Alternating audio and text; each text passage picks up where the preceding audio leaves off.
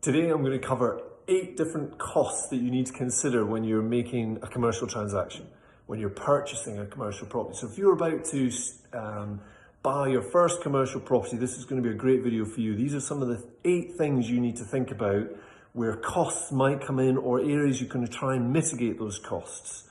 So when you're doing your projections and working out the feasibility of a project, you need to factor these in. Some of them you're going to have to pay up front as the project progresses before you even make the purchase. So let's get straight into them. First one to consider, VAT. And I'm going to cover this in a couple of different areas, but right now, just consider this.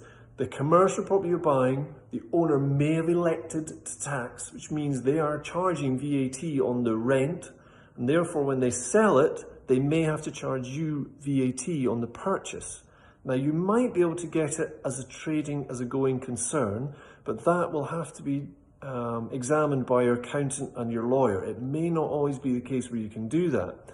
If that's the case, you're going to have to consider the extra finance cost for getting the VAT element.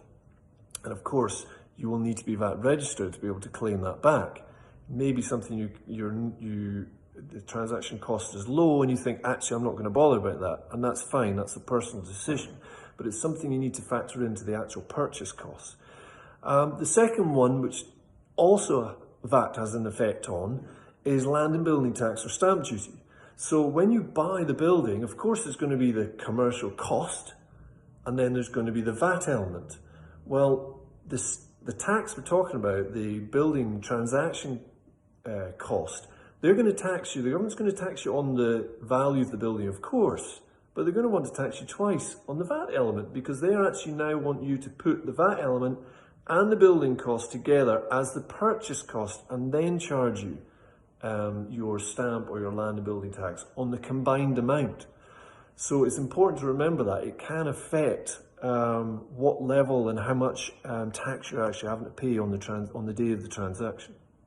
So the third thing, professionals of course are really important. So the third one is the lawyer.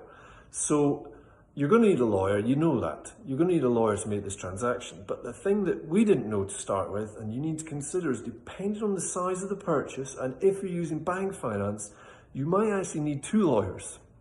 Because the bank may say, well, you've got your lawyer and that's fine and they're working out for you, but we need an independent lawyer to advise us on this transaction.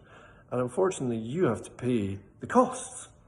Now, up to about $500,000, sometimes more, again, depends on the bank and lawyers and the structure and all that sort of stuff. You can maybe use the same lawyer. The bank will be happy to use the same lawyer. But when it goes over a certain value, and we've had this where we've had to pay for an additional lawyer, which does include extra time, of course, because your lawyer can do all the stuff, get it all done, but this other one then needs to check it all and do all their due diligence. So it adds more time and, of course, cost. So you may have to pay lawyer fees twice. Check with your bank or your funder as to whether they will accept your lawyer's due diligence or whether they're going to instruct somebody else.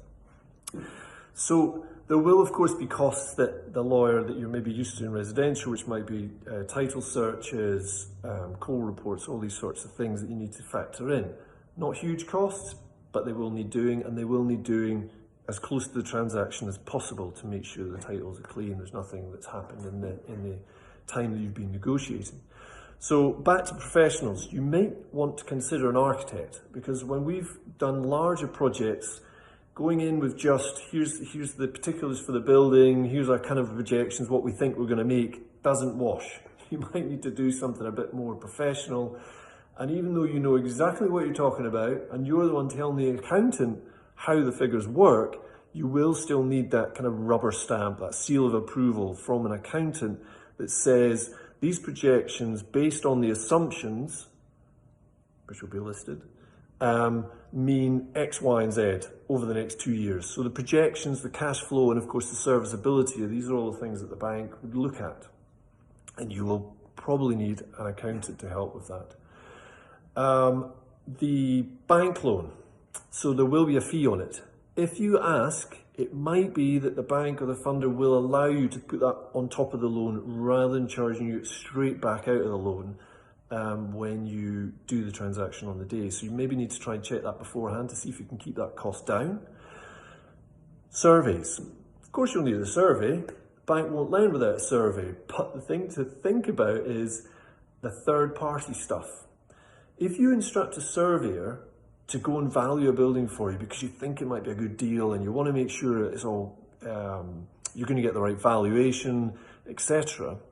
If you then go to the bank, talk to them about the finance, they will come back to you and say, yes, okay, we may do this if it's a good project, subject to survey.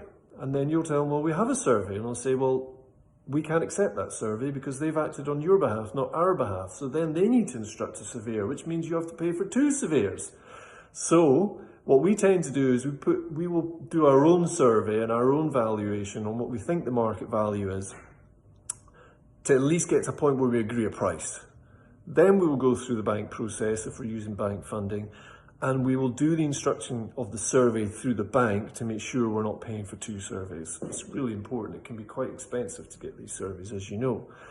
So that was number 8. So just to rattle through them again, VAT, how's that going to affect the stamp? How's that going to affect you in terms of cash flow and funding? Can you claim it back? Do you have to pay it in the first place? Is it a trading and going concern? So get these things checked with the lawyer and the accountant. There will be the land and buildings tax. There will be lawyer fees, but make sure there's not 2.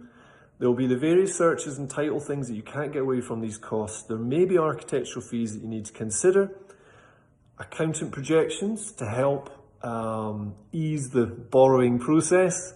The bank loan fee, which hopefully you'll be able to add on to the actual overall loan rather than just immediately coming back out of the loan. The survey, make sure you don't have to do 2. Make sure it's only 1 and the bank instructs it.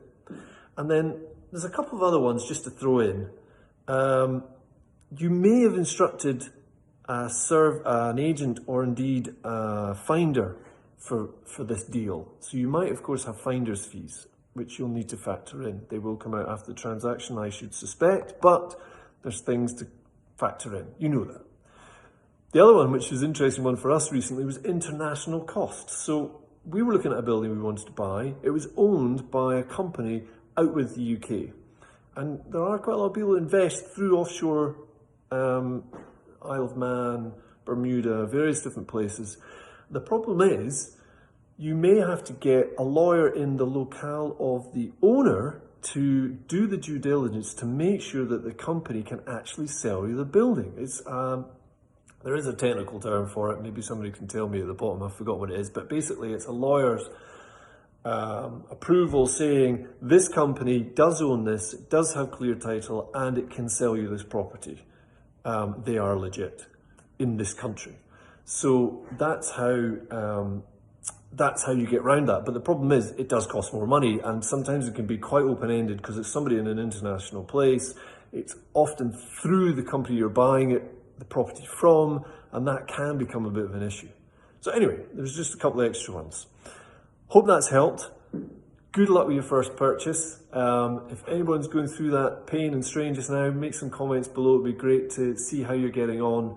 It's definitely worth it though. Stick with it. Speak to you again.